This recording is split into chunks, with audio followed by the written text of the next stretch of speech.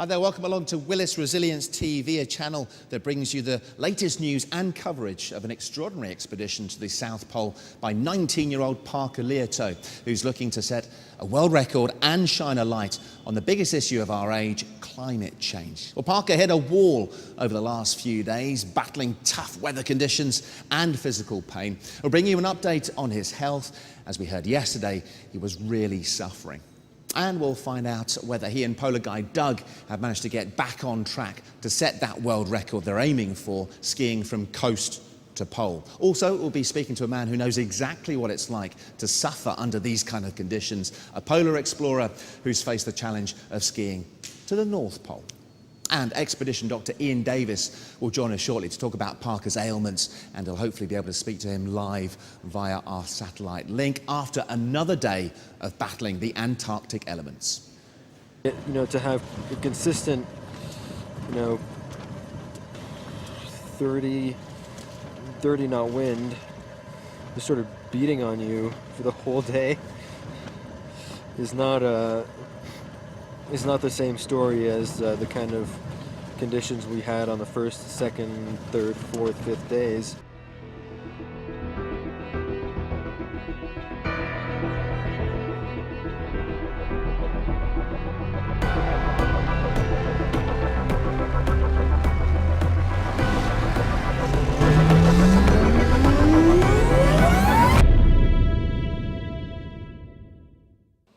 So this morning is the beginning of day 8 of the race. Good news, yesterday the guys broke the 200-mile mark, meaning they're nearly halfway there with just over 220 miles remaining. But they are still battling harsh weather conditions and have taken a slightly different route.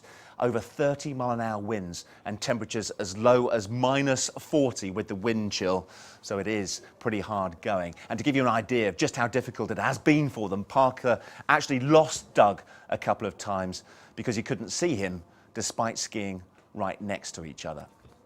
So really, really tough conditions, but the guys are still happy with their progress, it seems. Parker said he's frozen to the bone, but in good spirits. Don't forget, you can keep checking the website for further information and updates on their progress. That's willisresilience.com. Each day, Doug and Parker have to hit their target distance to give themselves a chance to set the world record. And Parker is more upbeat than in recent days. Yeah, it's been an exciting couple of days. Real learning experience of what my limitations are. I don't think I'll ever know what Doug's limitations are, because when we go on an expedition, I'm never the one to last longer than him. Yesterday, just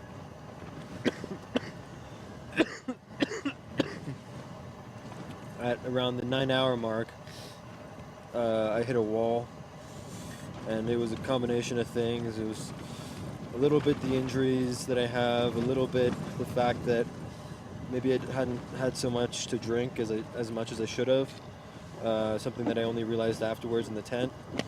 The one thing I am slightly worried about is this cough that I have. So I have shortness of breath from the altitude, but I think that's just standard, what happens at altitude. We're at almost 9,000 feet, but I have this cough. And the ALE medic thinks that I might have picked up a virus at Union Glacier at the base camp. And if we don't deal with it correctly, we can have that turn into maybe even a chest infection, which is bad. And if my immune system is compromised by the virus, it might even lead to like a bacterial infection. Looking more positive than we've seen him in the last few days is Parker, and hopefully to allay any remaining fears, we've got Ian Davis, who's an expedition doctor. Welcome back. It's good to have you back in the studio, Ian. So you've been there, done that as far as these kind of expeditions are concerned. I've done this trip twice before. Right. So you know the sort of ailments, injuries, aches and pains that can develop. Let's talk about Parker's cough just quickly, because we saw it on the VT there. Is that a cause for concern? I don't think so, really. This cough that you see in Antarctica is very, very common. Virtually everybody who goes there gets it. It's a combination of altitude with a little bit of fluid that accumulates in your chest and perhaps a viral chest infection as well. I'm very confident that Parker can push through it, and I've seen lots of people finish to the South Pole with exactly the same cough. Yeah, it looks like he's getting stronger Yeah. after a bad couple of days. And just quickly, the altitude sickness, the shortness of breath that he's been suffering. Yeah, it's particularly nasty when you've not experienced it before. You know, Doug, very experienced, been there before. His body has almost got memory to this altitude, and it will be coping much better than Parker, which for Parker will feel odd because he's a young man and he's there with this old dude who's actually doing a little bit better than him, perhaps. Be careful what you say. He's listening in. Doug, live in Antarctica. Can you hear us, Doug? I hear you great. Hi, Doug. It's great to see you, mate. We've got satellite images up as well as being able to hear you. Yeah, we're waving back at you. You can't see us. Maybe one day we'll sort that out. They'll be able to have a little monitor there next to you. Doug, first of all, how are you? How are you coping with the conditions? I'm doing great, man. Oh. The conditions, traveling and sunny and Oh, well, there you go. Isn't that always the way? Doug, I don't know if you can still hear us, but we've lost audio. We can still see you. I don't know if you can do the Running Man dance for us just quickly, just while we try and get the audio back up and running. No, you won't do that. That's fine. I understand. Doug, are you there? Lost him. No, lost him. We kind of, the little snippets are there. Doug is just immovable. And like the guy is an absolute rock. And he's so upbeat, he's so positive. He's standing in the middle of Antarctica there, being buffeted by 30-mile-an-hour winds. There's a wind chill factor like -40. Yeah. And he's, yeah, it's cool, man. The sun's out. It's all shining. We're halfway there. Which shows his experience completely, because Doug knows the power of positive thought in this environment, that the minute you let your guard down and you feel a little bit low, it just spirals out of control. So Doug knows how important this is, especially for Parker as well, to keep him upbeat, to keep him going, to keep him putting one foot in front of another, really. Yeah. Hopefully Doug is back with us. Hi, Doug. hey, Doug. Yeah. This is Doug here. Yeah, we've been really lucky with the weather. Like I said, yesterday was just a brutal day with very just blowing snow, whiteout conditions, 40 knot winds in our face all day long, and just difficult travel. But we managed 12 miles yesterday, which was good in 10 hours, and that's what we need to do every day. How's Parker? We know that he's been struggling with a rash, maybe a sore ankle, the altitude sickness. He's, from the latest footage we've seen, he seems to be a bit more positive. I think he's stabilizing. He's doing really well. I mean, I got to give it to him. He's putting his heart and soul into this trip, and he's giving it all, and he realizes that he's going to have a few of these little things happening, but he's doing great. I think he's stabilized about the altitude. He still's got a little bit of a cough.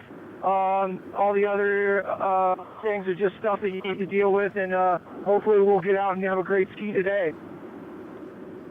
We got Ian Davis with us, expedition doctor extraordinaire, and you got a question for Doug? Hi, Doug. Good morning. It's Dr. Ian. Hey, good morning. How are you? Yeah, no, good. Everything that's happening to Parker is normal. I've seen it many times before on expeditions. Are you making sure he's well hydrated and drinking plenty of fluids? Oh. Can't hear us. Gone out at the crucial time again. You can probably see in these pictures, on the satellite pictures, the wind is whipping up the snow around Doug outside that tent. That's actually the tent that Parker is still now just staying warm and a bit more dry just before they head off again on another day where they're hoping to cover something between 15 and 18 miles. Why is that hydration so important, that question you put to Well, it's Doug? the key for everything, really. The minute he gets dehydrated, he'll get a headache, his mood will change, he'll become low again, he'll just start looking at the floor rather than looking up. Doug's back. Hi, Doug. Hi, Doug. Yeah.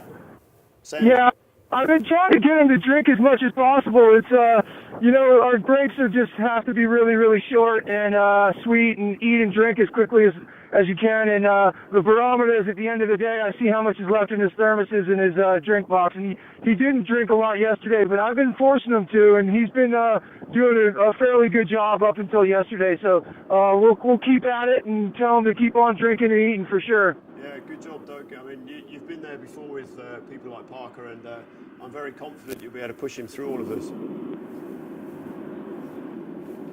Hi, Doug. I don't know. Repeat that question again. Yeah, go on, Ian. Doug, I was just saying, I know you've been to Antarctica with people before, and I'm very confident that you'll push him through the simple things which will keep him going all day long. Yeah, that's what we have to do. We need to go all day long, and that's part of the progress. Doug, you are developing a massive fan base back here in the UK and around the world. You really are a force of nature, mate. Everyone is so impressed with the way that you're handling this expedition, with the way you're helping Parker, pushing him on. And a lot of girls want to know whether you're single or not. I have a girlfriend, but you never know. It's right now I'm concentrating on keeping Parker safe and trying to get to the pole, and that's where we're here, and hopefully we can get that done. And it's been a great trip so far. Really been loving being his tent mate, and it's been a great trip so far. We just need to make sure that we put our miles in, and soon enough we'll be at the pole. They'll be queuing up when you make it back to London at some point now after saying that. So let's talk about just quickly and finally, and then we'll let you get back into the tent and tend to what do you have to do before the day's trek. How confident are you that you can keep this going despite those conditions and reach the South Pole in the time that you've planned to? Well, I'm confident. I wouldn't be here if I didn't think we were confident in reaching the South Pole in the time that we needed to. We just got to put our miles in, just like every day. Get up, eat, drink, make sure we get out of the tent and start walking, and we're going to do that. And I'm really looking forward to today. The wind's calmed down a little bit. It's probably about 15 or 20 knots. A beautiful sunny day. You can see around me. Amazing day. And I just want to do a quick shout out to my boys. I have two sons in Truckee, California, Tyree and Tan, and one in Alabama, Angelo. So say hi to them, and hope you guys are following along the way, and we'll keep on putting some dispatches to you, and we'll keep on skiing. We'll make sure, if they're not watching this live, we'll make sure that they get that message. And I tell you what, any message that we get back for you from home, we'll pass it on to you, Doug. It's fantastic to speak to you. Thanks so much for doing it, mate. Yeah, keep going.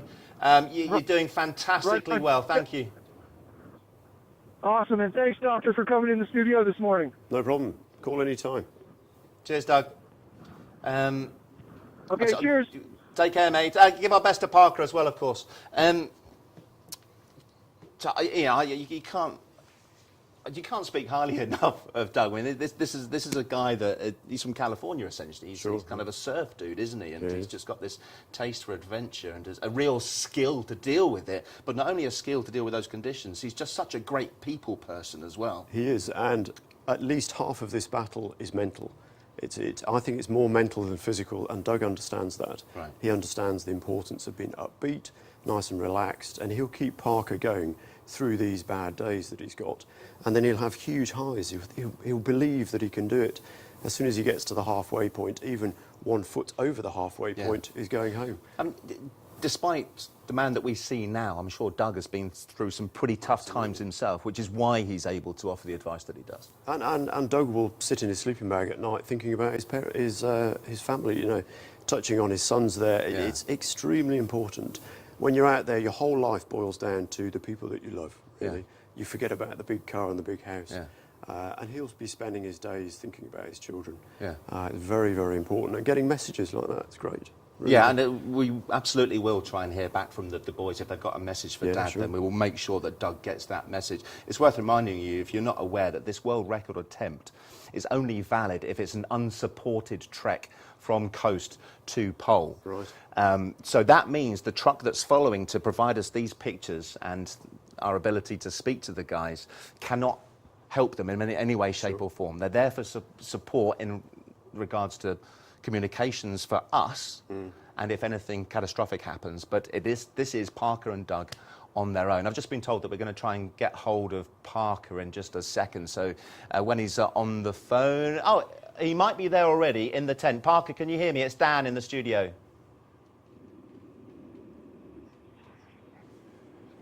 Hi, Parker, it's Dan in the studio. Can you hear me? No. Hello? Hello? Hello? Yep. Hi, Parker. How are you, mate? Hey, I'm good. How are you? Yeah, we're not too bad. We've been a little bit worried about you here, but the last video that we saw of you talking from the tent where you are now, you seemed a lot more positive and maybe not in as much discomfort. Is that right? Yeah, well, we just have to focus and try to do our distance every day. I think, we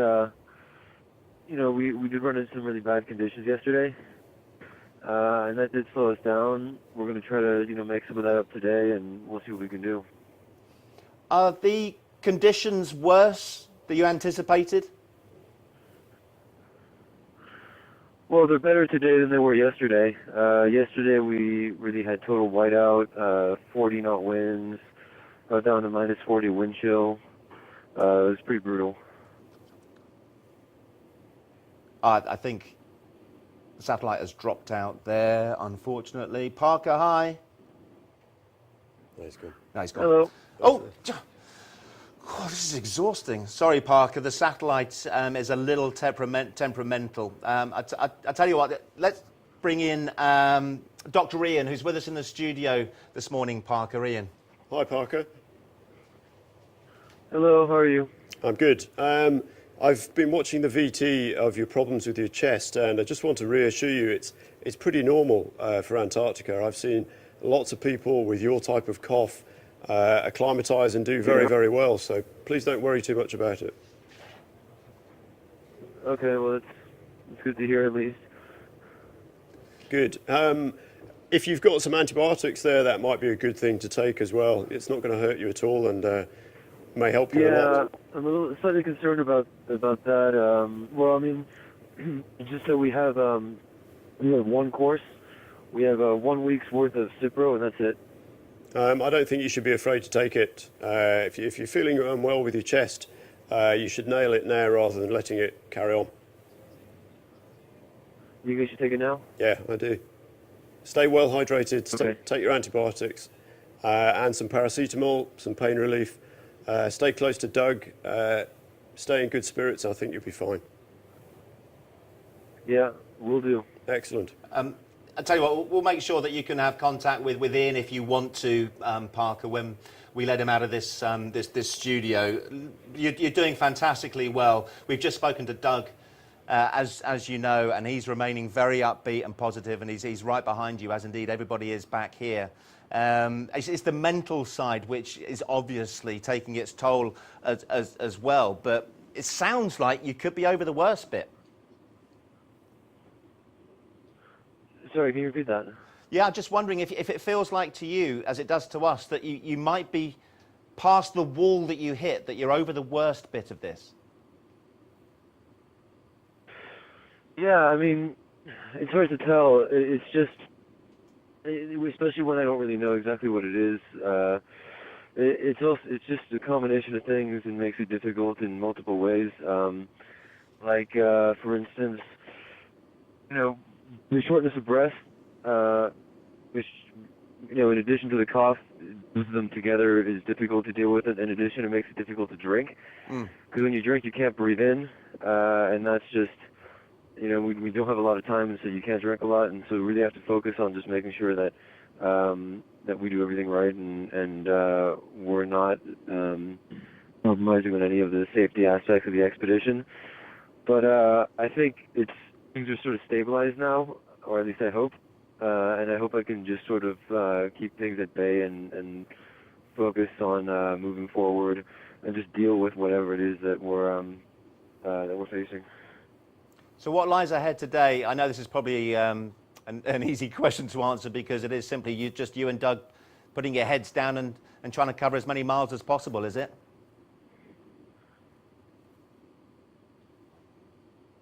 Sorry, I can barely hear you. Is there any way you can repeat that? Yeah, of course, mate. And don't worry. These darn satellite receptions. I wish they'd sort out that link between us and Antarctica. Yeah, I was just talking about what lies ahead today. It's just a case of you and Doug putting your heads down and covering as many miles as possible, is it?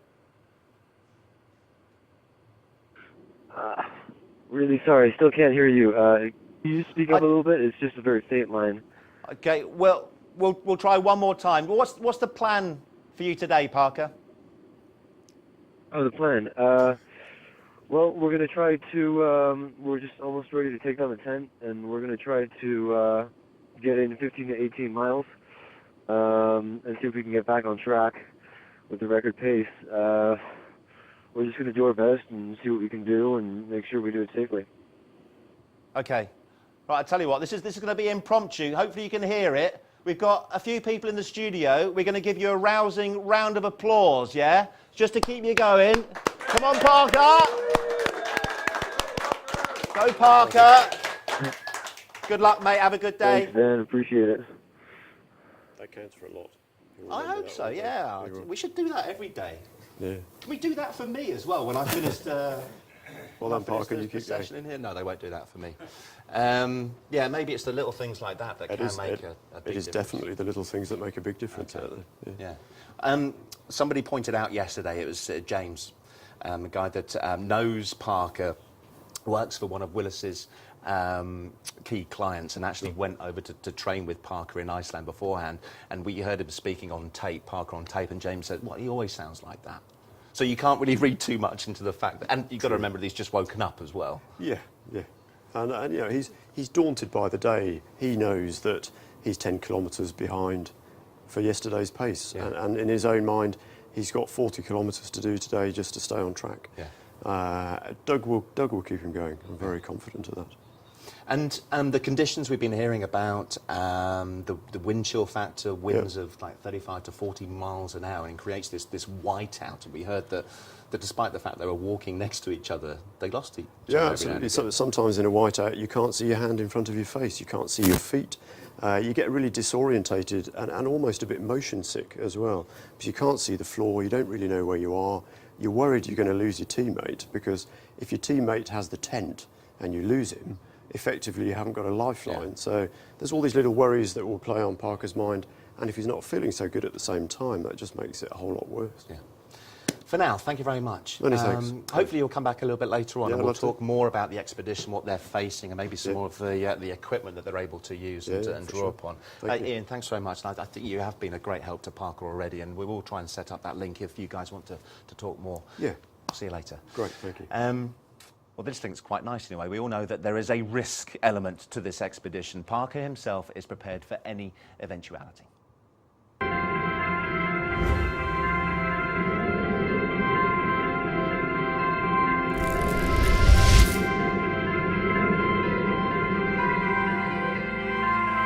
I don't know if I'm going to be okay on day 15 or day 19, or if there is even going to be a day 15 or day 19. I just have no idea. There's no way to know. Because when you train for something, and when you prepare for something, you don't do the thing that you prepare for. Otherwise, you would have already done it. You really train for the first 3 days. You train to get through the first 3 days. And the rest of it is, you have to deal with it in the moment. I can't be sure of anything that's going to happen on this expedition. It would be massively arrogant to think that I would know what's coming up. When we wanted to travel with Parker on this challenge, we know that it's not a pre-cast, preset story. Of course it's not. We hope he gets there. We hope he gets there in a record time, as well as doing some great science before the race attempt. But he may not get there. But what attracted us particularly to Parker and his story was he was so determined to get to the North Pole, but he failed on the first attempt, not due to his own lack of character or his own lack of preparation. It was just an unfortunate set of ice flows. But he tried again, and that is the essence of resilience. And if he unfortunately fails this time for whatever reason, I am sure that Willis would be keen to help him fulfill his ambition. For this expedition to the South Pole, psychologically speaking, I've never had to deal with something this long. I've never had to deal with something this big. I've never had to deal with doing 10 days of pretty intense scientific field work before even the start of the expedition. That's not going to be easy. It's going to be beneficial in terms of getting ourselves ready, but It's not going to be easy, and it means that we're not going to be at 100% battery, when we start the unsupported trek. That's something we have to be prepared for. This isn't about testing limits. It's not about being an athlete, I don't think. We have to think like athletes to be physically ready and mentally ready, but it's not about, testing the limits of human endurance or whatever, because I don't represent humanity, and also I don't want to discover my limit. I want to sort of put it aside and just do it regardless of what my limits are, because there's no choice. I'm not going to go there and then on day 12 think, I think this is my limit. I think I'm going to go home now, That would make this a thoroughly unexceptional trip. Do I think he'll make it? I think he'll make it. He's driven in terms of many aspects of what he does, his education, his physical pursuit, and what he describes as very much the intellect and determination that's required to try and achieve something like this. Yes, I think he'll do it. The idea is to get through this expedition, I'm going to have to learn to live alongside discomfort, respect it, and that's very important. I can't tell what's going to happen because we're really just responding to individual events when we're on the ice. And I think that if we can put ourselves in a mindset where we are very strong and able to respond in the best possible way, then taking it one day at a time, we are preparing ourselves in the best way imaginable.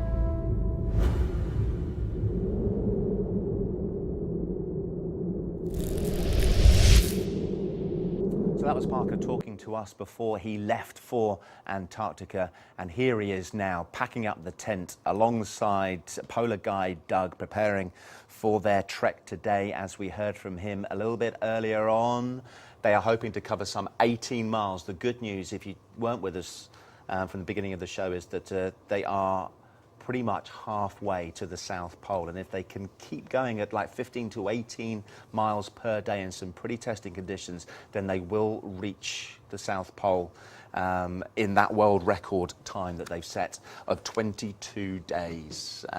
So we wish them luck, of course, and we'll keep you bang up to date with their progress. Now, even a place as remote as Antarctica depends on a supply chain to bring in food and keep its infrastructure going. And if it broke down, it would have significant effect on operations there. That effect would, of course, be much worse if the supply chain in developed areas broke down. We're going to talk more about this in the company of Tom Teixeira, who is from the Willis Group and has part responsibility for supply chain risk, and Dustin Benton from environmental think tank the Green Alliance. Morning to you both, gents. Did we oversimplify the definition of what a supply chain might be there, Tom? The problem today we're finding is supply chains are becoming increasingly complex. You've got many companies that are looking at cost efficiencies. They're trying to streamline their supply chains. They're trying to keep their buffer stocks to an absolute minimum. They're putting in place global sourcing strategies, so they're looking for supplies, but at relatively cheap costs in all corners of the world. And as a result, what we're seeing more and more are massive pinch points, what we call a lot of interdependencies, where these supply chains, they're all joined up. There's a lot of connectivity there. We're beginning to see sort of key, even though they might be small suppliers, they're key, but they supply a complete sector. So right. if that supplier disappears overnight, it could cause massive problems just in terms of the production of the output within a particular industrial sector. So as the supply chains become more complex, Dustin, does that mean there's more chance of them breaking down? I think what it says is there is more vulnerability to environmental risks, and that's the sort of area that I'm particularly interested in. one of the things we've seen happen with big business over the last 15, 20 years is that we've gone from having relatively localized supply chains where you can know the people who are engaged in it, understand where things come from, to, I mean, some companies that we've worked with have 20,000 product lines with 100,000 input chemicals or inputs which come from all across the world. And bluntly, many of these companies have no idea where things come from. And the problem with this is that there are risks that end up hidden in your supply chain. So what happens if there's a natural disaster? What happens if there's a human disaster associated with a supply that you have nothing to do with as a company, but which affects you? Well, tell you what, let's talk about some of those natural disasters, and one that some have suggested is indication that climate change is causing more extreme weather conditions, and that's Typhoon Haiyan in the Philippines. Using that as an example, Tom, how would that affect a worldwide supply chain, or maybe even specific supply chains? Well, as was said, earlier, there are a lot of risks, a lot of dependencies hidden, within the supply chain. And again, we're finding that a lot of companies don't realize that, for example, some critical component to an electronic circuit board might be made in the Philippines, and it's the only supplier. And it takes a hurricane like the one we've seen in the Philippines, and you won't know the effects straight away. The effects could take, in terms of the financial impact, could take months before they crystallize. But soon you realize that one critical component, that manufacturer, was located on one of those Philippine islands, and production, as I said, literally could stop overnight because these companies now are holding the minimum amount in terms of inventory, in terms of buffer stock. We've all done it, haven't we? We've ordered something on the phone or gone down to the local store, and something isn't in stock or it's delayed getting to you, whatever, and it's just so easy to get frustrated. But the last thing people are doing is thinking, this might well have a link. I mean, is that part of the problem? Is the lack of understanding how these events can affect us all? Absolutely, but again, as a result, it's taking these catastrophes, these natural catastrophes, to start to wake people up and to have another look, at the type of strategies they're implementing. And another case in point, which is sort of relevant to the region more in Indonesia, these well-known coffee brands. If the company or a supplier that sources the beans, grinds the beans, if they were to disappear overnight because of a hurricane, these well-known brands start to lose market share, not within months, but within a couple of weeks. That's how critical it now becomes. And in that case, research, analysis, even the kind of experiments that Parker has been able to conduct on the experiment lake are crucial to those that are studying the supply chain and wanting to make it more secure. I think one of the things we've got to recognise is that this isn't just a supply risk for business. One of the things about the hurricane in the Philippines is looking at rice prices, which spiked by about 17% immediately following the typhoon. And this is despite the fact that somewhere between 3 and 10% of the rice crop was affected. Actually, we were quite lucky. It could have been much, much worse. So if you're a sort of poor Filipino person, you might spend something like a third of your income on rice, and a 17% price spike takes you from having a life where you're okay, you're getting along, to one where you've got massive, massive problems. And part of this is about, as you were saying, about stockpiling, what's actually available. One of the things that the Philippine government has done, along with the World Food Programme and others, is to bring lots of rice in. But one of the problems with climate change is that as we have both growing population and increasing numbers of these sorts of climate disruptions, the stocks that we have available and the ability to move them around become more and more problematic. And it's actually the local supply chains within the Philippines that have been most affected with this one particular natural disaster. But the aid is still struggling to get through to some places. Aid is still places. struggling to get through. I mean, Yes, so that's absolutely. what needs to be improved, presumably. And so what's the way forward as far as that's concerned? Not just having the supplies, but getting them to those places that need them most. Well, part of what we need is some concept of local resilience. There's a real challenge here, because from a sort of business efficiency, supply chain management efficiency perspective, you want to keep as little as possible because it's expensive to hold stock. But on the other hand, if something happens, and unfortunately we're seeing an increasing tide of climate-related disruptions, when these happen, you really want to have that stock. So we need to figure out some mechanism for getting more local resilience, more localized supply chains, so that we can cope with some more of the climate variability we've got. Yeah. that's kind of the link to climate change with regards to extreme weather. We have seen some other disasters, natural disasters, not least Fukushima and the explosion at that nuclear plant there. And it's those kind of environmental issues that we can't necessarily attribute to any kind of climate change effect, but still have a huge impact on supply chain. Yeah, absolutely. And the case study and point that I always use is if look out to the street at the moment, how many red cars do you actually see outside, being driven outside? And the fact was that the sole producer of red pigment, that's used for painting cars in metallic red, was destroyed, as a result of that disaster. And as a result of that, you don't see so many red cars being driven around the place. And the other one, the volcano that nobody can pronounce in Iceland, that erupted, and we were all affected in one form or another, especially if you were travelling at that time. Yeah, with the volcano again, a lot of people would always look at sort of supply chain interruption down to things like, financial insolvency, of a supplier or natural catastrophe related disaster. With the ash cloud, I think it woke a lot of companies up to the fact that they do use air freight and how much they are reliant on air freight and how much they are reliant on getting a supply from A to B as quickly as possible, because the alternative is to ship it. And again, it takes a disaster like that just to wake people up in terms of their sourcing strategies to think, how dangerous it is to be completely dependent on one mode of transport.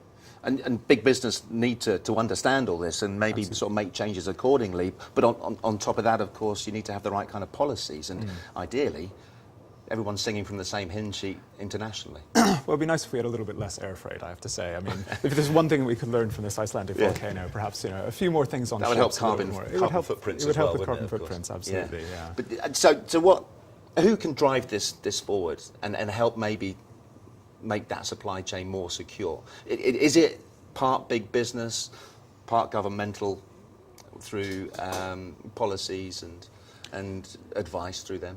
I mean, I think one of the big challenges right now is that a lot of companies are flying blind, and indeed, the UK is flying blind on its resource risks. A lot of this stuff we just don't know. So the first thing we really need to do is to get serious, trace down our supply chains and figure out where are the sorts of risks that we're seeing. There are some long-term risks that we know a lot about to do with metals supplies. We saw back about 2 or 3 years ago, the price of metals jumped enormously. I mean, this is down to environmental factors, some things that we've seen for a while. So take copper, for example, which is a great one. It's absolutely essential to our life. I mean, the cameras here are running on copper. I've got copper wires in my pocket. The modern society can't exist without copper. But the trouble is we've been mining copper for about 7,000 years, and as we get more out of the ground, the ore grades keep going down. So 150 years ago, you dug up your copper and it was 10% copper. Yeah. Today, it's about 0.5%. Mining isn't really rocket science. Less copper per bit of rock means you've got to use more water and more energy to get this copper out of the ground. This has real effects. Right now, it costs double what it did about 10 years ago to get copper out of the ground in Chile. So is that a particular problem area? Is that something that you would echo as well with regards to copper? Yeah, I would, but I'd also take it and look at it at a micro level, at company level. So a lot of the companies that I deal with, there's an issue around the stakeholders within those companies. So you'll have a procurement department, you'll have a research and development department, you'll have a department that's in charge of managing risk for the company. And if they're going to get a sustainable strategy in place, you've got to get those three departments working together, collaborating together, understanding the risks, understanding the design of the products that they're trying to manufacture and get out to the customer environment. Because again, the way you design a product is going to affect the type of supply chain you're going to need to support your business. So I'm finding that at a micro level, yes, there are all these issues that have got to be solved from a geopolitical context, but also from a micro level, these companies have got to, in a way, break down what I call the silos within these organizations. They've got to collaborate, better understand the risk, better understand what they're trying to produce, and ultimately build a sustainable supply chain. Absolutely right. I mean, the question on design is absolutely critical. Something like 80% of the environmental impact of an average product is locked in at design stage. Companies have control over this. Right. You know, so to take a simple example, you can design a mobile phone or a laptop to make the copper easy to get out, so you can get it back once it's the end of its life and help to secure your supply chain. Or you can make it enormously difficult. You know, you can have a factor of 2 or 3 in terms of the cost of getting it back. That's in the control of companies, you know, and clever companies should be redesigning their products to make this easy today. I'll tell you something that was a very simple design, was a packet of food that these guys in Antarctica are surviving on. You simply just, it's in a bag, you rip open the bag, you pour a little sachet of water in, it heats itself, and I guess what they're doing now, we can take some more live pictures of Parker and Doug completing their packing up stage before they embark on today's journey as they head towards the South Pole, hopefully in record time. You talk about sort of looking at things on a micro level. We are seeing like a supply chain of sorts right there happening in front of our eyes. How would you feel about pulling 82 kilograms worth of kit and supplies behind you just to make that supply chain a little bit easier, Tom? I'm happy to think about it. For the time, we'll leave it. We'll leave it at that. It's, well, actually, just quickly, because we've been asking a lot of our guests, and especially while we do still have these pictures, you know, what you make of the expedition and what Parker and Doug are putting themselves through. I find it, you know, I find it absolutely fascinating. You know, some of the pictures, you know, of the scenery that's coming back. It's you know, outstanding. But having just talked this morning with a couple of explorers, and the conditions. I mean, this is something that you don't really understand, that you are, you know, you're getting into a cold tent at the end of the day, you're getting into a cold sleeping bag. The food is not great. As you say, it's very, very simplistic. Suddenly when you hear that angle, it brings a different context into it. So, you know, it was the bit tough. where we heard, you know, your mask freezes to your face, and you've got to sort of pry it off at the end of the day. I thought this is impressive. Well, we saw footage yesterday of Doug, and he was wearing this mask, and there's this big sort of clump of ice. I thought, what is that? I mean, that's his breath freezing. I mean, it's astonishing. And Parker's spoken, Dustin, of one of the motivations is to raise awareness as far as the environment and climate change is concerned, and that must please the Green Alliance. Absolutely. I mean, one of the things that we're lucky, the Arctic is, the Antarctic, forgive me, both, are so beautiful, and they really give you a sense that these are the precarious bits of the world that it would be wonderful if we could keep in their pristine and beautiful state. Gents, thanks very much indeed. It's been great chatting to you this morning. Now then, Parker has been struggling. We're less concerned about the man Doug, who we've heard from. He's been mentoring him, he's been pushing him on, supporting him in every way, form possible. But you know what? He's also a decent cook and providing nice food too. We all got tired in the middle of the day, it seems like. I mean, I sort of bonked. I was so hungry in the middle of the day, I was like famished. And I had no energy, and I ate like 7 handfuls of nuts and a couple chocolate things and a few gummy bears, and chugged my whole rest of my thermos, and then drank some soup. And then after that, I was fine. It was like I hit this wall in the middle of the day. I think you sort of hit a wall toward the end of the day, but then you caught a second wind and you were styling, man. It was good. A little steamy up here. Gotta make sure it's nice and stirred up. That's the worst, to have a few of those big old freeze-dried chunks.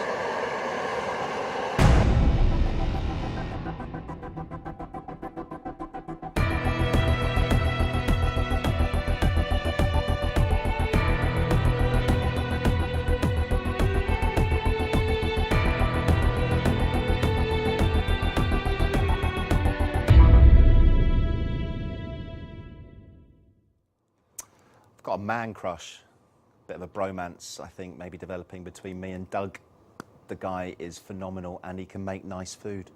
Expedition Dr. Ian Davis is with us, and also Justin Miles, who's a polar explorer as well, and I'm sure watching this with great interest, Justin. And Doug is a man mountain there and a decent cook. What's the food like? What's the food been like on the expeditions you've been on? It depends on the trip and which make you take, but it can be anything from okay to absolutely atrocious. Sometimes you don't go by flavour, you go by colour. So you sit there with your mate and say, what colour food have you got tonight? But yeah, it does the job. It fills you up. And after you've been away for sort of a couple of weeks, it doesn't matter. Yeah. It's just food. Were you cold when you left the studio last time? Not now. No. Yeah, I'm hot. You must be boiling. It is fairly hot out here. And we'll talk more about that. But the food is crucial. If you're eating the wrong things, then that can damage the expedition, can't it? It certainly can. You know, you can get constipation. Psychologically, it can be very difficult. On my first South Pole trip, about 6 weeks in, someone from nowhere produced a tin of fruit cocktail. You know, the stuff you used to eat as a child? And everyone's spirits lifted. We got it out, defrosted it. A little treat. And it tasted beautiful, except for the glacé cherries, which none of us could eat. Oh, no. Yeah, they were the best bit, I seem to remember, from those things. I hated glacé cherries. Oh, no reason, you just didn't like them? No, just couldn't eat them. Even though when you're starving like that, you'll eat pretty much everything, won't you? Yeah, sort of peaches. Peaches are my thing. Yeah. Right. Anything sweet. Peaches and syrup. Very nice. You've been to the Arctic. Yes. Now, we've got to bring this up because, I mean, it's fascinating stories all the way through your life. We've read about in our research. But what happened on your, was it the first trip to the Arctic? Last year, 12 months ago. I believe so. We'd been up, we were going to explore a new route to North Pole from the coast of Greenland.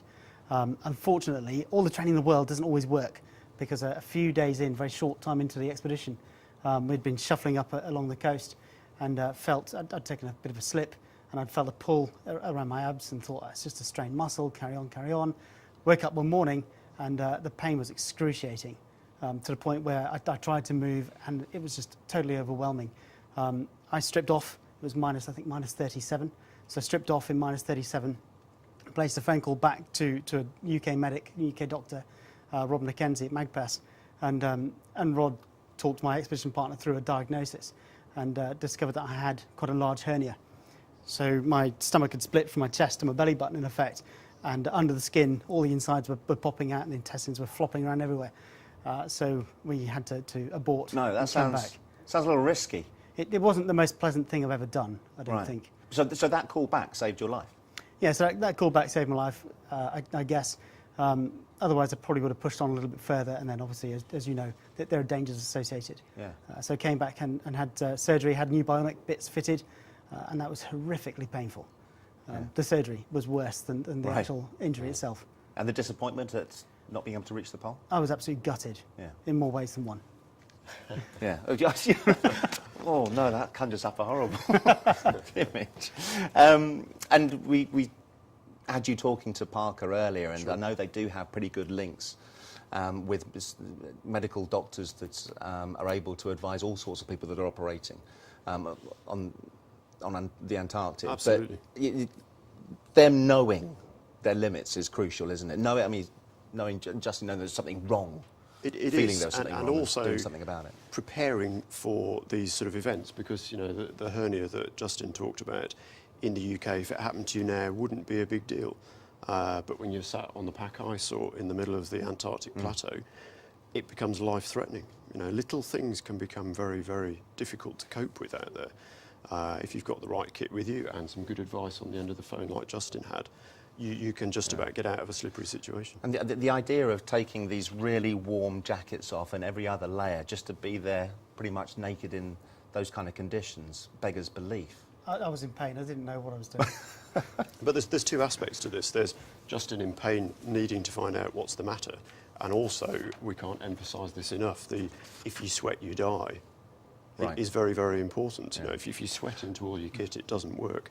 So you're constantly layering and taking things off. Is that spectre of failure? I hate that word failure because, you know, what they've already achieved over there, and I think what any polar explorer achieves, even just when they get onto the ice, that's part of that journey. But is that spectre of not making the end goal something that hangs over you when you're on these expeditions? Definitely, but my personal view is even by trying, you're a success. You know, define failure. If you don't hit your goal, tough, it happens. Somebody next time you've set the route, somebody next time will do it faster, they'll do it better, they'll do it bigger. But I don't think there's such a thing as failure. Right. Once you get your head around it. Yeah, no, I agree. But mentally, it can come in and play a part in what you're doing on a daily basis? You know, some people suffer from expedition fever, a bit like summit fever when people are climbing Everest. And you need to know your limits. There's no need to die on a trip like this. It's utterly ridiculous. There is always another year and another season. Totally. And it's a bigger man who decides to go home than to carry on when it's too dangerous. Yeah. The thing is, if you call in rescue, if you have to call in rescue, you're risking somebody else's life. You know, a pilot's got to come and get you. In the Arctic, for us, it was dark, it was cold, the ice was very shifting, so I'm risking somebody else's life. So why would I continue? It's still difficult for me when we talk about, it's all written down in script, and I know we're getting it from the horse's mouth, and they're talking about wind chill factors of -40 and those gale force winds of up to sort of 35, 40 miles an hour, and you think, yeah, God, that must be terrible. They're in the middle of Antarctica and they're pulling a Polka sled that weighs 82 kilograms. But I'm assuming that until you actually put yourself in those kind of conditions and put yourself through that process, you have no idea what it's like. No, the biggest thing, you can prepare all you like down here. You can go to Dartmoor and tow tyres and carry backpacks and do stuff. The biggest thing to contend with is the cold and the constant cold. If you go on a cold day, you go home, you get inside, you warm up when you've had enough. When you're in the Antarctic, as Parker and Doug are, there's no escape. Once you're there, once you're cold, that's it. It's there. It's a psychological barrier all the time. But you get into a relatively warm tent when you've finished for the day. How difficult is it to then drag yourself out of the tent and do it all over again? Very, very, very difficult. We had a situation in Antarctica once where it was -40 outside the tent and +40 in the roof of the tent. We sat there in our shorts playing cards with the stove on because it's so nice and warm. And it is incredibly difficult to get all your kit on, especially if it's slightly frozen and stiff, knowing that you're just going to go outside and get the wind in your face at -45. Especially those conditions haven't improved overnight. No. The worst example of that in the Arctic is when you're doing a polar bear watch.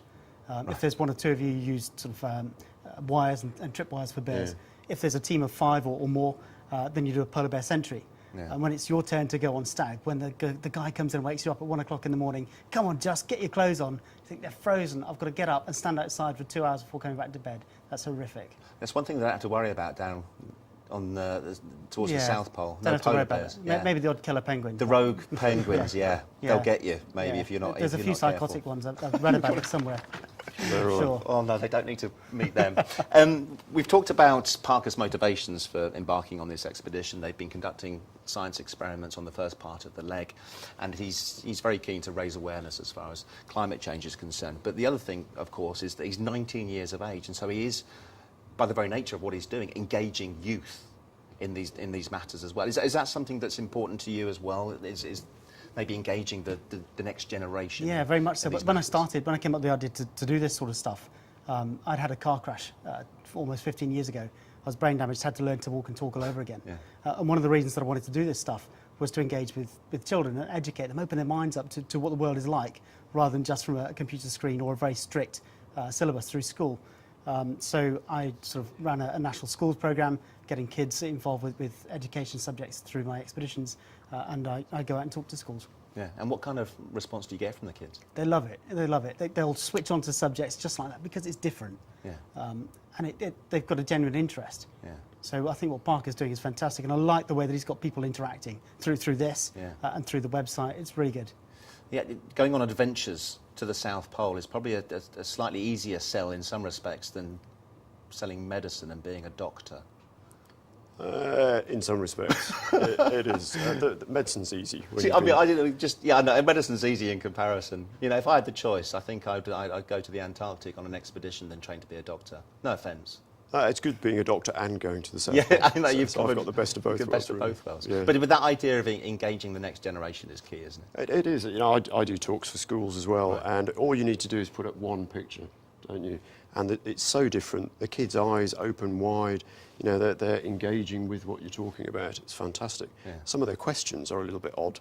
You know, you've probably had some very strange questions, mainly around toileting and stuff like that from children. I found. What are the strangest questions? Normally, for me, it's normally about have I ever had a fight with a polar bear? Have I had my thumb bitten off by a polar bear? Have I been eaten by a polar bear? They're quite strange. Right. And how do you go to the toilet? How do you go to the toilet? That comes up whether you're talking to primary school kids or a group of directors. Sure. Just got another couple of questions before we end this chat. One, Have you ever had a fight with a polar bear? Not recently. No. And also, how do you go to the toilet? Very quickly. One of the questions that does come up, actually, is how are they washing? How are they keeping themselves clean? I don't know what you've done before, but we take wet wipes, little packets of wet wipes. If you take a big packet of wet wipes, they freeze like a brick, and you can't defrost them. So you get into the habit of taking little packets of wet wipes, and when you're in the tent, when it's warm, you do your own personal hygiene. But when you're outside, you have to be quick. The worst thing about going to the toilet there is your hands. Yeah. You can't wear gloves to sort yourself out, and your hands get very, very cold. Right. Yeah, it's the worst part. I guess you don't find any divas on these kind of expeditions. Or do If you do it at the start, you don't by the end. No, the cold sorts that out very quickly. It's been a fascinating insight in more ways than one. Thanks so much indeed for coming in, Justin, and sharing your experiences. Ian, thanks again. Mate, I think we're going to see you next week, and hopefully we'll have even more good news with regards to their progress towards the South Pole. Okay. So as we've been hearing then, part of Parker's motivation for the expedition is to help raise awareness of climate change. In recent years, it's been a subject that's been knocked off the top of the news agenda by the worldwide recession. But as we start to finally see the green shoots of recovery in the economy, is there a strong economic argument for going green? Our reporter Ash Bardwaj has more. Governments around the world have reneged upon green commitments as a way to reduce costs.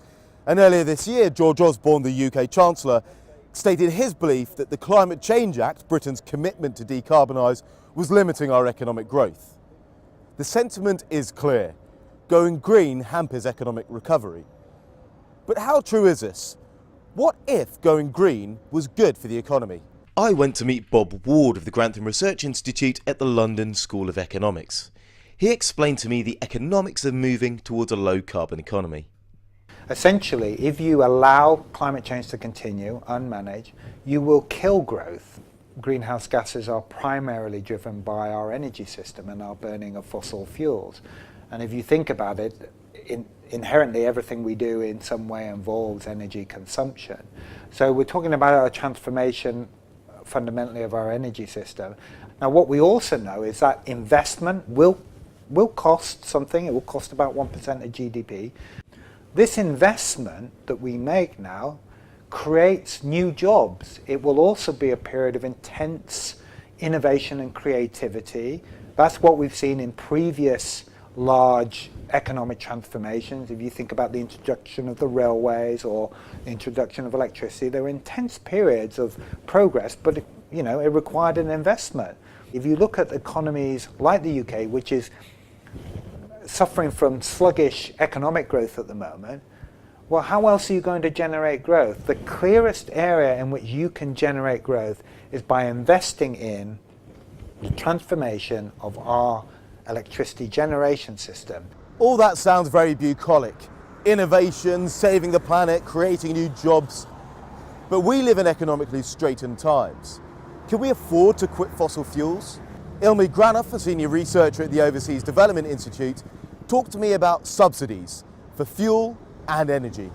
Well, it's amazing, actually, that we haven't targeted some of the worst subsidies that we have our government here and in many of the governments of the developed world spend on fossil fuels, for example. Huge amounts on fossil fuels, both the direct subsidies and indirect subsidies for things like exploration. And we're perfectly comfortable with that, even though the end result is that it will cause climate change, which really will affect our well-being and the well-being of our children. You know, it seems like something like a fossil fuel subsidy is great, it's cheap, and it really benefits us because, hey, driving around your car seems a lot less expensive. But the fact is, we as a society have to pay for it one way or the other. First of all, when you subsidize it, you're paying for it out of tax dollars now. But then on top of that, there's going to be a huge social cost. So that's how government can get involved. But what about businesses? They're driven by profit. Can it make sense for them to go green? Alistair McGregor of Truecost explained to me about their work with sports manufacturer Puma. What you have to remember is that reduced environmental impact is the same as improved resource efficiency. So there's no reason why the cost should go up. On the other hand, the cost should actually go down in many cases. And in fact, with Puma, we found that the cost of producing the incumbent product and the more resource efficient product, the product with the lower natural capital dependency, were about the same. So for them, there is no financial impact from producing a more sustainable product. And what you've also got to remember that in the future, they're now future-proof. So as natural capital scarcity increases, they are going to be in a position, they're going to have a competitive advantage which they can leverage when others are seeing their costs rise more. Often the greatest opportunities for both economic growth and economically beneficial decisions and going green are things like efficiency, which in the long run may save us thousands of pounds as an individual consumer or homeowner insulating their home or choosing what type of light bulbs to use and choosing between the greener option or the less green option. But a lot of these things, because they have a cost up front, it can sometimes be a little intimidating if you don't have full information. So now the big question, where is the money for all of this going to come from? And how do governments help make this shift happen? But that upfront investment is going to be made by private investors mainly, some public money, but mostly private investors. And what they want is governments to be very clear and consistent in policy. They want to know that the governments are going to stick with it, that they're going to create the policies that provide investors with that, not certainty, but at least a reasonable expectation of getting a return on their investment. The move to a greener economy needn't have a negative impact on economic growth and jobs and the benefits that flow from that growth. We don't need to choose between economic performance and environmental performance. The two are not mutually exclusive. Better resource efficiency means both better economic performance and environmental performance. Joining us now to discuss the economic arguments for going green, we have Dustin Benton, who was with us earlier, the Green Alliance, and also James Cole from Friends of the Earth is here alongside. Welcome to you both. Nice to see you again on the sofa, Dustin. So this is a tricky one, isn't it? And it's kind of, we've touched on this issue in one form or another several times over the last couple of weeks. But can it be profitable to be more green as far as business and individuals are concerned? I think absolutely. I think it has to be. In the long term, we know that climate change is going to lead to huge disruptions in society, and business and industry is going to be affected by that. And there's going to be winners and losers in all this. And we're already seeing some businesses moving further and faster than government even, and really not moving further than just doing the obvious baby step things in terms of making energy efficiency savings and reducing costs through reducing waste, but actually really looking at where are the opportunities for them in terms of new markets. I think there's a bit of a myth about green. I mean, actually, if you believe the CBI, and they're not the sort of organisation to lie about this, about a third of our economic growth in 2010-11 came from green industries. So actually, this is a major part of the UK economy already, and is growing, I think, about 5% per year consistently. So people are making money off of green. It's actually quite a good deal. What scares me is the fact that, from what I've seen, read, heard, that it will be more expensive initially, that the benefits of going green are long-term. And that's a scary thing because of these times of austerity, despite the fact that the economy is picking up. I mean, is that the case? Is that the way you see it? So if I wanted to become more green, then I would need significant outlay, and I wouldn't actually see the benefits until much longer down the line. Well, I mean, if you're an existing business, there are definitely things that you can do which can improve your profitability now. You know, in these times where business is struggling, or some businesses are struggling, there are ways that you can reduce your resource costs, you can reduce your energy use. All of a sudden, you know, that energy bill, which is 1 or 2% of your costs, if you can halve that, that's a serious impact that goes straight to your bottom line. But it's also about resource costs. I mean, this is something we've been seeing rising over the last couple of years, particularly. And sort of good businesses that are sort of doing reasonably well have cut their costs by 11-12% just by cutting out resource costs, doing green things. Over what period of time? Pretty consistently over 3 or 4 years. Okay. But the real leaders have cut their costs by 50% by going green, by pursuing resource efficiency strategies, getting materials back. This is actually a big opportunity. And it's really interesting because as resource prices rise, it has more of an impact. So you can already see bits of green that are making just pure economic sense. So in India, for example, the marginal source of energy is a diesel generator. If you live in a village, you use a diesel generator to get your electricity. This is really expensive, and actually, as of last year, it's now cheaper to put a solar panel on your roof and get your energy from solar than it is from diesel. You see this starting in off-grid places, but it's expanding. Wind power in Brazil is cheaper than fossil fuels. Is that a simple way forward for those that get enough sunlight, as far as business is concerned, just have a solar panel on the roof? Yeah, I think quite often we get hung up on the technology, but I mean, the real message to business is this is not just a threat, this is a massive opportunity. And for those businesses that are scared of investing in change, investing in the future, then they are going to have a limited lifetime. And there are already new businesses coming in with new business models that are ready to grasp this opportunity. And this is a competitiveness issue. You know, there's a global green race going on, and the businesses of the future will have to be sustainable. And we're seeing examples like Airbnb, which is an online way of booking. It's like a cross between couch surfing and bed and breakfast, and it's replacing the model of hotels. And from a sustainability perspective, this is a way of using unused capacity of spare bedrooms within the economy, within society. And so if you're a hotel chain and you haven't thought about how your business is going to be impacted by sustainability and new business models, then you really should be. Some other examples, I know B&Q, which is the major DIY chain of superstores over here, and IKEA, who everyone knows. Are they two other examples of I think positive? IKEA is a fantastic example because they recognise the threat. So IKEA use about 1% of the world's timber supply annually. Right. So that is a key dependency for their business. So they are obviously very interested in making sure they've got a reliable, sustainable, long-term source of timber. And that's why at the moment they are just so keen on making sure that globally there's enough timber to supply them in a sustainable way. And at the moment it just isn't there. There's only about 30% of what they need that can be sourced from sustainable supplies. But on the opportunity side, they've recently announced that they'll be stocking solar panels in their stores. So they're also seeing the opportunities of the green economy. So they're pushing things forwards. What about governments? Are they doing enough to help others, no matter where we are in the world, recognise the benefits of going green?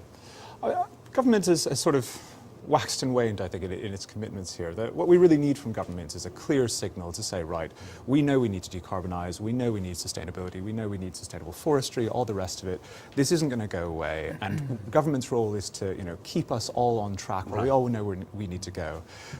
Probably the most destructive thing government can do is to vacillate, to go back and forth and say, oh, well, maybe we'll delay it 5 years, maybe we'll do something, maybe we'll, review the fourth carbon budget, which is a really silly thing to do. Is there an appetite from the private sector? I mean, they hate being told what to do by the public sector, don't they? Yes and no. I mean, I think what business wants is a clear sense of these are the conditions in which you operate. Don't tell me how to run my business, but tell me the external conditions and I will make the best decisions about how to do that. If I've got to decarbonise by 2030, brilliant. I will come up with the technology, I'll come up with the new business models, make it happen. I can understand the benefits and see the benefits of those examples that you put forward there, James. But what about the smaller businesses that are perhaps unable to adopt the same? Yeah, I mean, I personally feel like we've got lots of good examples of big global companies that can see these issues coming down the road. Because if you're, for example, Unilever and you're planning long term, you've got a global view of supply chains, and you know that if you're reliant on palm oil, for example, in one product, you might be reliant on it across a whole range. Whereas if you're a small business, sometimes I think it's harder to see these trends because you're only seeing one small part of the economy. And I think we need a lot more support for small businesses. Because in what way? Is this government support? Are we talking about subsidies here, enabling them to make the changes? The easiest thing we can do is to help small businesses with energy efficiency. I mean, it's a major cost for businesses. It's growing. This is something that a government program that was focused on, insulation. I know. It's asking. But if you take the Green Deal over here, and if that's something similar that you're suggesting that small businesses should take up, it's not going to work because people in this country just haven't been interested with the help that government has been offering for them in their homes. I think there is a trickle-down effect from small businesses because because they often interact with big companies either as a customer or a supplier. So if you're buying paper from a big manufacturer, if that's a sustainable source, then you don't have to worry about it as the owner of a small business. You just want to know that you can buy sustainable paper at a cost that's effective for your business. And the other way is as a supplier to big businesses. Very often the big businesses are the ones setting the agenda. You know, they are demanding sustainable products and services in their own supply chains. So smaller businesses that want to win those contracts are now benefiting from those types of schemes set by retailers, manufacturers. And the great thing about SMEs is they're really flexible. So this is an opportunity for SMEs to provide the new products, to provide the greener services, and to steal a march on their competitors. So SMEs have some opportunities in the green economy too. We don't want the rich to get richer, do we?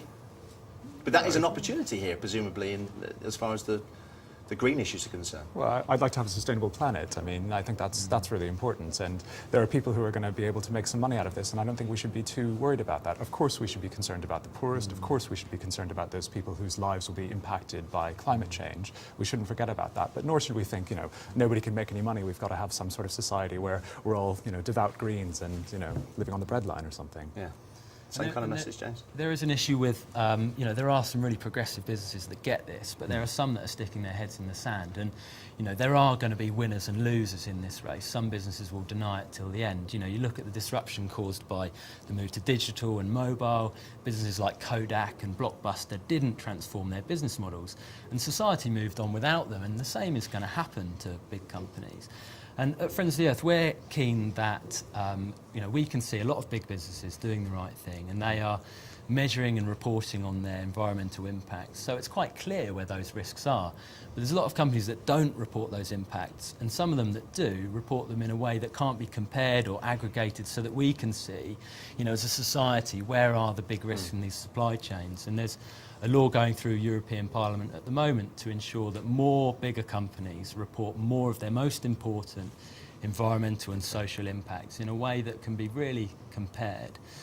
And we think that will benefit all businesses, because many businesses who may not even be aware of these impacts in these supply chains that are coming down the line will be forced to put those in front of investors, in front of the board, and really face up to them. But there's also a self-interested aspect here. So we can already see in the extractive sectors, mining companies, those companies that measure and manage their water use outperform financially those companies that don't. It's companies that can manage supply chain risks, and these supply chain risks are coming from the environment. So there's a clear business case here. Yeah, I mean, it sounds like that message is spreading and things will improve. Jens, thanks so much indeed. It's been a fascinating insight. Thank you. Good to speak to you. Well, that's it. Monday's show will bring you the latest news on Parker and Doug's race across the ice as they continue to battle those terrible elements to set a new world record from coast to South Pole. And we hear from expedition psychologist John Nugas on how they are developing the mental toughness over there in Antarctica to make their goal. Over the weekend, we won't be here. But you can follow Parker and Doug's progress on the website, which is willisresilience.com. So we'll see you on Monday. Have a good weekend.